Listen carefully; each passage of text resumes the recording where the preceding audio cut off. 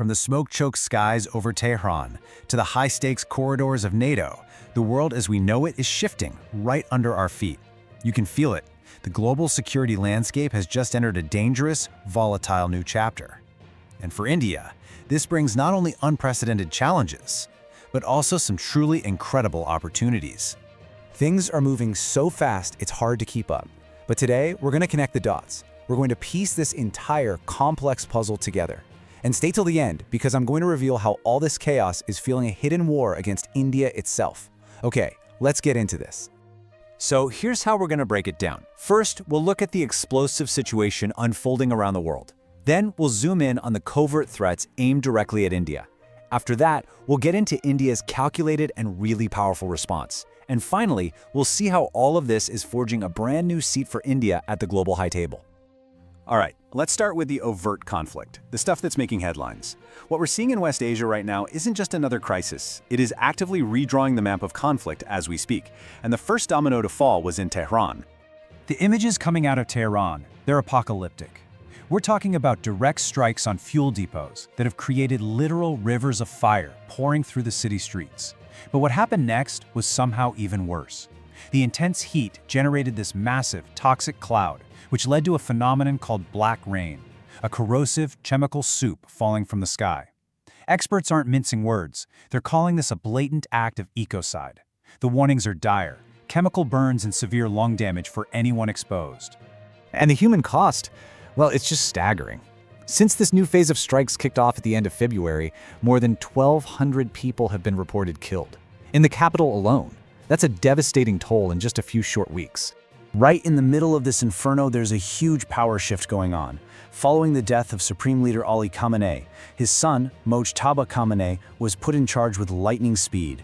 Now, for years, Mojtaba was known as the Shadow Man, the one pulling the strings of the powerful Revolutionary Guard from behind the scenes. Well, he's just stepped out of the shadows. And most analysts agree this likely signals an even more aggressive, more confrontational Iran on the world stage.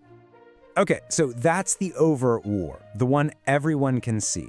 But now we need to pivot, because that chaos is providing cover for a different kind of war, a hidden war. And its battlefields are opening up on our screens and along our shores. Check this out.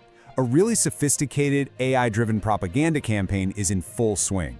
A deepfake video of what's supposed to be an Indian Air Force officer went viral. It's making these wild claims about our military's readiness. But when you look closer, the whole thing falls apart. The badges on the uniform? Wrong. The lip sync? It's just slightly off. The background? It's a generic fake.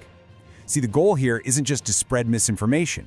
It's to create real-world distrust, to drive a wedge between India and our key partners, especially in the Middle East. And at the exact same time, there's this absolutely chilling intelligence alert. The terror group Lashkar-e-Taiba is actively rebuilding its maritime wing. We're talking nearly 5,000 recruits being trained in advanced marine sabotage, scuba diving, handling high-speed boats, even laying underwater mines. You know, with land infiltration becoming almost impossible, they're turning to the sea. The parallels to the 26/11 Mumbai attacks, they're impossible to ignore. And you can bet our security forces are on the highest possible alert. So you've got this dual threat emerging, one digital, one very physical. How is India responding? Well, that brings us to our third section, India's power play, and it's a very calculated one. So, the latest report from SIPRI is out, and it names India as the world's second largest arms importer. Now, I know what you're thinking. At first glance, that doesn't sound like great news, right? But the real story, the much bigger strategic shift, is hidden in the details. Because the most important question here isn't how much we're buying, it's who we are buying from. And the answer, well, it reveals nothing short of a masterclass in strategic autonomy. Just look at this chart. It tells the whole story. A decade ago, Russia made up something like 70% of our defense imports. Today, that number has dropped to 40%. This isn't just about shopping around. This is about gaining geopolitical leverage. By diversifying our suppliers to include major players like France and Israel, we are deliberately not putting all our eggs in one basket. It's a critical move to make sure we're never vulnerable to the political whims of a single country. And this right here is where the Make in India story gets really exciting. It's not just about buying less, it's about innovating more. For the very first time, an Indian private company, IdeaForge, is training soldiers from NATO countries on its own indigenously developed drone. This is a historic moment. We're not just a technology buyer anymore. We are now exporting our deep tech expertise. That's the really cutting-edge stuff to the most powerful military alliance on the planet. And this whole surge is being powered by our own private sector. You've got companies like Hikal Technologies in Bengaluru making mission-critical parts for the French Rafale jets. You have Paris Defense in Mumbai developing high-precision optics for our own air defense systems. The backbone of India's defense modernization is being built right here at home. Okay, so when you put all these pieces together, the strategic buying, the homegrown innovation, the robust defense, what you start to see is our final section. India is forging a brand new role for itself as a global leader. A recent incident at sea captures this new role perfectly. Right as the war in West Asia erupted, 3 Iranian naval ships requested permission to dock in India. We said yes, on humanitarian grounds. One of those ships, the Iris Lavin, made it safely to Kochi. A second was tragically sunk. And today, 183 Iranian cadets from that first ship are being cared for at our naval facilities. India's actions were guided strictly by international law and a sense of duty. And as External Affairs Minister Dr. S. J. Shankar put it, the decision was humane. We don't leave sailors stranded. This is the very definition of being a net security provider for the region, upholding principles even when it's politically difficult, even under immense pressure. And that's really the bottom line here, isn't it?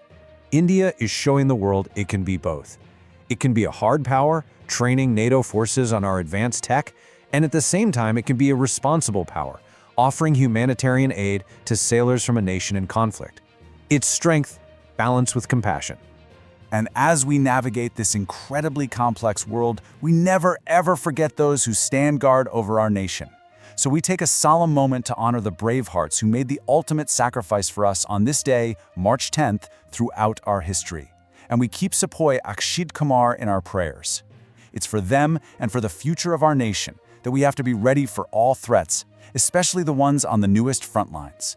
Which brings me to a final critical question. We've seen how the new battlefield is digital.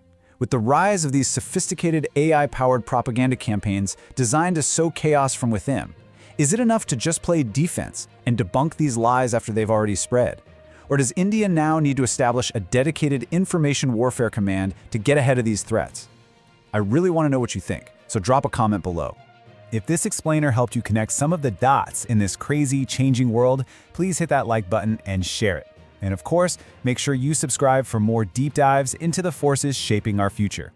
Until next time, stay alert, stay informed. Jai Hind.